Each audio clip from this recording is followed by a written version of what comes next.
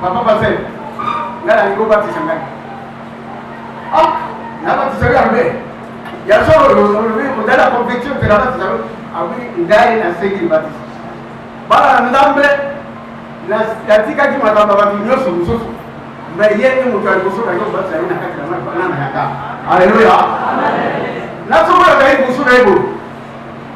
Et si comme je suis du temps, et si comme on va dire, les lois ils allaient être un moment de la mouture communale. Puisque nous allons dans la mission, il y a visa. Nous allons dans la mission, il y a bénédiction. Nous avons moins de révélation à notre côté. Mais nous devons aller dans ma boque dans le temps. Amen. Comme ils sont dans le centre de l'endam. Alors, on va la famille. Pourquoi ils sont dans? Maintenant, nous sommes dans le groupe parce qu'il y a des gens qui ont un bagage. Alléluia. Il y a un bagage qui s'est pas rendu à l'eau.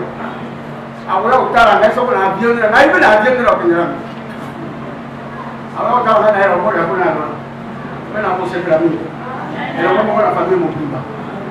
Dans Zoto, Nathalie n'a pas su, mais dans Moribo, Nathalie a été au Moulin. C'est la vie qui est dans le coup, mais dans le coup, dans le centre, dans le qui était dans la Pambola.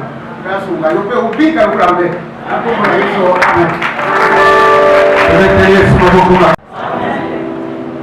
Nazali na makambo le mibale ya likuse mpona référent Dimanja ya liboso ezali kouta na ndeko Chantal Meli na Norvège. Nazali kotanga nayebaki ndeko oyo uta paroisse protestante ya Omoneri na Yangambi na Ifa pe ezali kuna ndeko oyo pe ayebaki na korencontre papa Dimanja na Yangambi. Lobi atindelenga mail oyo na butu alobi sala makasi otanga témoignage na ngai. Alobi boy, Shalom Assemblée de Dieu. Je suis Chantal Meli. En ce jour, je rends grâce au Seigneur pour l'opportunité qu'il m'accorde de rendre hommage à son serviteur qui nous quitte, Papa Dimanja. C'est ainsi que je l'appelais. Eh bien, ça aurait été un sacrilège de ma part si je m'étais tu aujourd'hui. Et cela, je ne me laisserai jamais pardonner. En effet, mon histoire avec la famille Dimanja avait commencé dans les années 80 à Yangambi, dans la province orientale. Mon oncle paternel était médecin à l'Institut facultaire d'agronomie de Yangambi, IFA. Papa Dimanja travaillait à l'INERA. Maman Dimanja travaillait au dispensaire de l'IFA. Quelques années après, nos destins se rencontrent encore à Kinshasa dans la concession de l'Office national du café ONC. Mon oncle maternel et papa Dimanja étaient collègues de service. Au fil des années, je me suis rapproché davantage de la famille Dimanja. Ainsi, j'ai eu l'opportunité de faire connaissance de papa Dimanja. Papa Dimanja était vraiment un papa. Il était quelqu'un de bien. Je pourrais passer la nuit entière à raconter sur Papa Dimanja, mais hélas, Papa Dimanja était un vrai témoin de Jésus. Il n'avait pas honte de porter sa casquette sur laquelle il était mentionné « Jésus t'aime ». Il l'a porté partout. Papa Dimanja était un homme d'une foi inébranlable. Devant les situations les plus difficiles qui l'affectaient directement, il ne perdait jamais son sourire. Il ne se plaignait jamais. C'était déroutant. Il disait toujours, il faut avoir confiance en Dieu. Il sait ce qu'il est en train de faire. Serviteur de Dieu, Papa Dimandja l'était. Non seulement il prêchait, il mettait sa maison au service des autres. Ainsi, nous avions une chambre de prière équipée. Nous pouvions prier, chanter à longueur de nuit. Nous étions chez nous. L'électricité et même la nourriture et l'eau à ses frais. Il soutenait financièrement les études des personnes qui n'étaient même pas de sa famille. Il hébergeait des familles chez lui.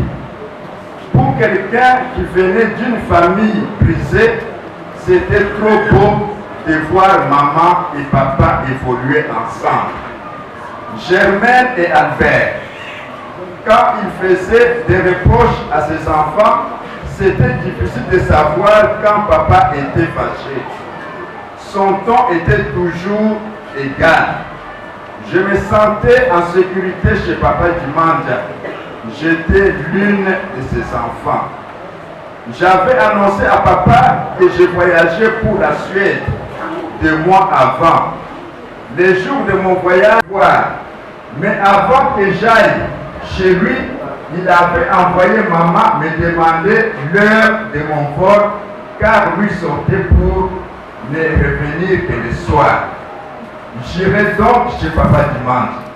Papa avait réuni toute la famille, de Omelonga à Germaine au salon. Il était assis dans son fauteuil comme toujours. Ce fauteuil, maman aussi était là.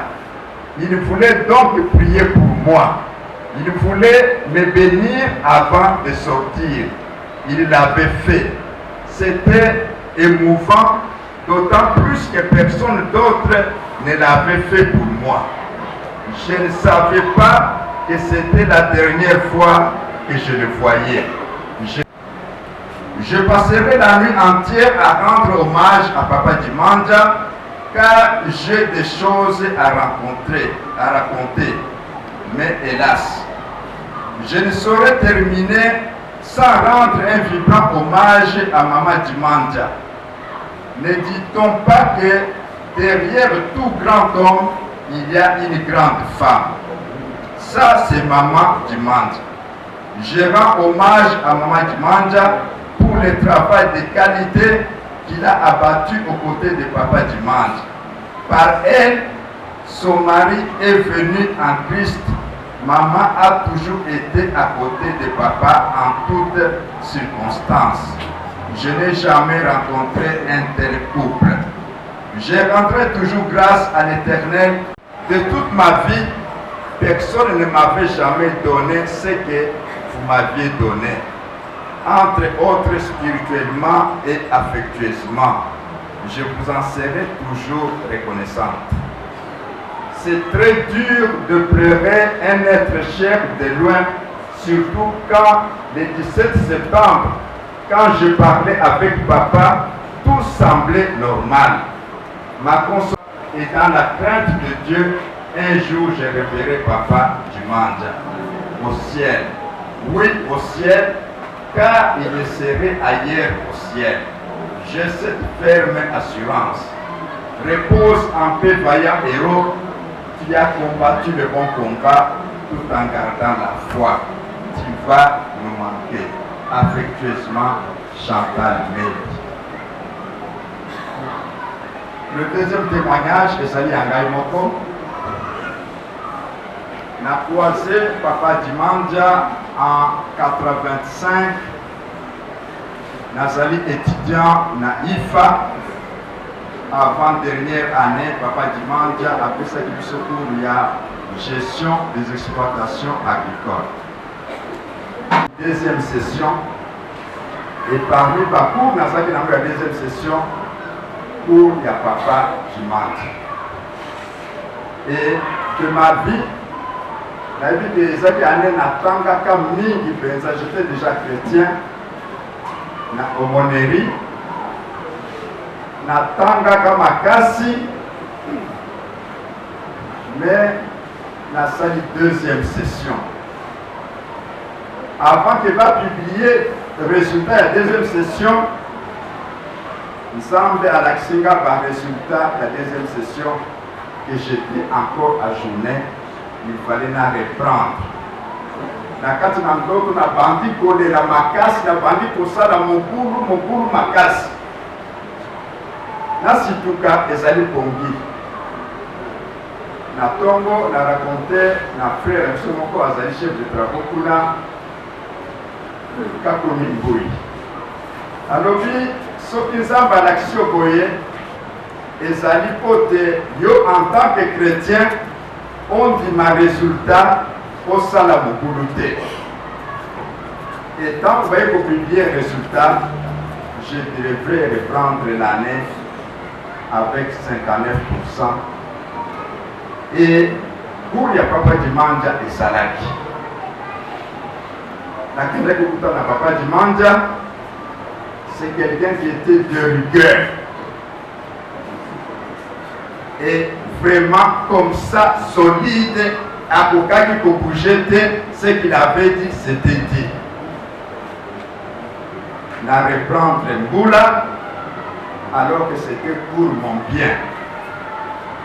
Parce que, Basali Nanzango, Basalaki Wana, Basilisi, il ne fallait pas qu'on a Basali Mosusu, mais peut-être pas qu'on a, il fallait qu'on a avant-dernière année, parce qu'il fallait qu'on a au moins 2 ans pour qu'on a l'ensemble, donc on a diacre na Omoneri. Et Kuna Diacre, c'est un évangéliste, c'est un pasteur, c'est le rôle que nous avons joué. Pe Natangwana, Bayaki Pokonangai, Pe Nakomi Kosalela, ça. Naïkokutana 10 ans après, nakutana na papa Dimanja na église oyo na uti mission na Cameroun. Dimanche tokutani awa abeninga pembeni. Tosololi alobi na yangambi oza kosala musala wapi. Tango na yipsi naza kosala na kafa alobi lobi yaka na ozakafu. Tango na kena ozakafu tosali projet pour te banda ko financer ngai. Pe à partir ya wana na komi consultant na ozakafu. Pe à travers musala ozakafu lopango oyo nazali esombami na mbongo ya mission osalaki na ozakafu na paix. On a gardé beaucoup de souvenirs. Pe tokomi nyonso basali aza kobenganga tango na tango nakende koprêcher kuna epai na ye. Nayebi ke papa Dimanja c'était un serviteur de Dieu et son âme repose en paix. Amen.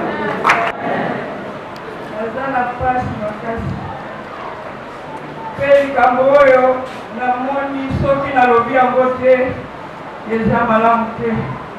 Po esika nazali nazoningana makasi. Napesika 1 minute nakoloba yango. Amen. Tozalaki na papa tongo moko boye 2 jours avant toyoka sango ya liwa ya papa alamuki. Namoni akamwi natuni ye likambo nini. Alobi ngai naloti avion ya sika bazolakisanga etala mwana na yo moko asombi avion oyo. Tobandaki komanyola yango nayoki papa alobi eza na mosali ya Nzambe moko oyo Nzambe akokamata me aza na kati ya bana na ngai molimo. Amen. Tobandaki kaka kokumisa Nzambe kokanga liwa wana eyaki te. Amen. Après 2 jours toyaki koyoka ke papa Albert adiki biso. Amen. Nakanisi naza na ebele me bapesi nga 1 minute. Ntango salobi makambo eza ebele kasi ngonga ezali moke. Nakoloba makambo mwe misato. Liboso nakoloba na ntina première consécration ya basali awa na selpa. Tango basali conseil ya liboso tozalaki bato mine Dr. Tungira, docteur, ingénieur Dimanda, frère Daka, na frère Nedi. Dengue a témoigné qui a jeudi passé. Ils ont le docteur Tungira, ils ont l'ingénieur Dimanda, ils ont la Gaï. Tout qui est dans la maison mère. Soyez pas qui est dans l'hôtel, il y a plus ancien. Et tant que nous sommes, vous avez tout un papa, que vous menez là, ancien, il est le vanille, de notre abandon pour l'accès, tout à l'ancien, il y a l'église. Donc, Azali, Moko, les 4 premiers anciens, Oyo, Azali consacrés à 4 églises, Oyo, ici, Capé Serpa, Ibandi Awa, Aboka, Ishasa. La Bible a l'intérêt de l'église. Dans le sens que, parce que les mandats qui moto, ils ont privilégier l'intérêt de Moussala dans Zambé à la place que l'intérêt personnel. Voilà, on a coupé ça pour la bouquet dans 96. Quand vous passez le Rouménère, vous avez un Boussenga, vous avez un adjoint. Mon téléphone, il va contacter Izalaki. Mais il y a le but, compte tenu de la responsabilité d'Izalaki na Yango na Ozakaf, à désigner Motomosus. Et tant que vous pouvez un conseil, ils la docteur Tugila, à la place de privilégier. Bango va traiter qui Mikolo en âge.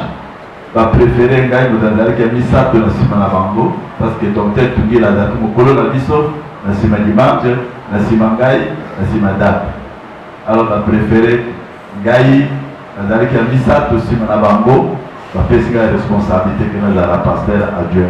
De la commune pasteur à Dieu dans la catholique. Donc, ils ont privilégié intérêt et service plutôt que intérêt personnel. Il y a Misato, dans ma fréquentation à Bisso, dans mon maison de la liberté, dans la côté de Christ, tu comme la bandeko, tu comme la famille.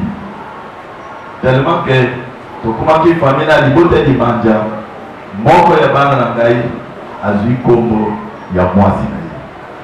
Donc, tant que mon collègue, comment on appelle, moi, mon collègue, Dori, il y a maman Germain, pour appeler là, Mobali, il y a Dori, Zambé, apprendre la Bible. Juste l'essentiel de ce qui était notre papa. Nous sommes nés 8, on est resté à 7. Et notre papa a s'investi pour dire le biseau, bana, tout ça, la fierté naïe. Aujourd'hui, quand les gens nous voient, les gens peuvent nous envier, mais derrière cette gloire au il y a quelqu'un qui s'est sacrifié pour faire de ses enfants ce que nous sommes aujourd'hui. Premièrement, dans le domaine de l'étude, notre papa vraiment a été intransigeant. Dans le domaine de l'étude, papa ne blaguait pas. Et il a vu vraiment élever la barre très haut pour notre papa. Avant de parler du mariage, il faut oyer la équipe et la licence. Et par la grâce de Dieu, tu prêtais jusqu'au dernier. Nous sommes à licencier. Et donc, on a passé des moments difficiles. La période où on a vu. Quand papa, vous savez, ici, là, il a laissé. Et il fallait maintenant se sacrifier. Papa s'est cassé à 1000 morceaux pour payer le minerval de ses enfants. Actuellement, scolarisé dans la ULK, 6 enfants, il faut avoir un budget. Mais ce budget-là, papa des fois s'est privé même des habits, des des chaussures. Encore ça, la mission Mobimba, quand il rentre, il prend tout l'argent, il donne pour les études. Parce qu'il voulait que ses enfants deviennent aussi une référence demain. Aujourd'hui, il n'est pas là. Pour nous, la famille, c'est juste une célébration. Parce que nous savons là où notre papa est parti. Le dimanche, moi j'étais chez moi. Le soir, on m'appelle, on m'a dit que papa a fait une malaise à l'église. J'arrive à la maison, je trouve papa au salon. Il était bien content, il a dit ça va. On a causé avec lui jusqu'à 20h, 21h, je suis rentré. Et le lundi aussi, je suis passé par là. C'est comme si le Seigneur avait prévu que Bisogno soit dans tous les projets. Pour que notre papa, à mon avis, pour la dernière fois. On était là le soir. Moi, je suis passé. Mais la nuit, pendant qu'ils priaient, ils ont pris le temps de faire la prière de 23h à 1h du matin. Et pendant qu'ils priaient, la famille demandait à Dieu que le Seigneur puisse restaurer la santé de papa. Mais, chose grave, papa a interrompu la prière. Il a dit à la famille, il ne faut pas obliger à Dieu. Ne priez pas comme ça. C'est que moi je vous demande glorifier Dieu. C'est comme s'il savait, c'est comme s'il voyait. Et juste après la prière, d'après les témoignages de maman, après la prière, papa a dit, comme je n'ai pas cassé, juste en sortant de la maison, c'est à ce moment-là que papa s'est écroulé.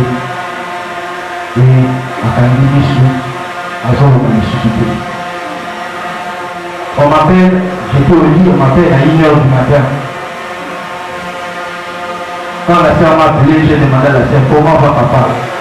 Elle dit là, ça va, mais maman veut que tu sois là. J'ai demandé la voiture, je suis arrivé. J'ai trouvé papa étalé au salon. J'ai manqué même des mots pour prier. Je ne savais même pas comment commencer la prière. Parce que c'était pour moi comme un rêve voir mon papa allongé comme ça. Mais notre papa, c'est un vaillant. Nous remercions tout le monde qui nous ont assistés. Parce que l'esprit de notre papa est en cohérité. L'esprit de notre papa est entre les mains de Jésus. Il a servi Jésus. Il a passé toute sa vie dans le Seigneur. Et comme la Bible dit dans l'Apocalypse, notre papa c'est un vaillant. C'est pourquoi il y a beaucoup à dire, mais que le nom de Jésus seul soit glorifié, que Jésus seul soit loué, et nous le remercions. Merci. Papa Emile Yamba Nathalie na papa Dimanja na office national du café. Et la Colombia awa Ikapo ya binaye na office national du café. Et bureau d'études fait par ONG international pour tout ça ici Kawa.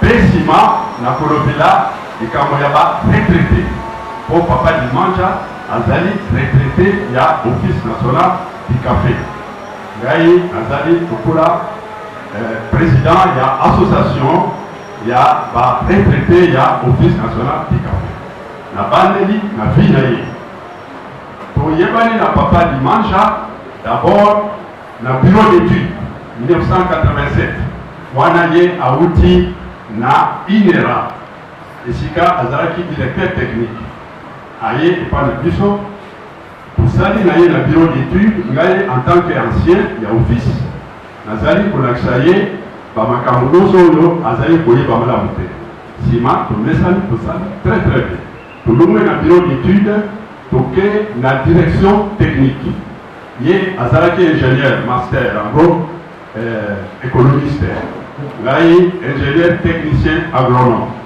Et pour que la direction technique, il va nommer directeur technique adjoint chargé, il y a usine. Et ngai chef de service logistique documentation. Pour Salim Malamou, par après, ngai na commune sous directeur technique adjoint, il y a agronomie. Il y a ici, il y a une agronomie, en tout cas collaboration totale. Aussi, si voilà.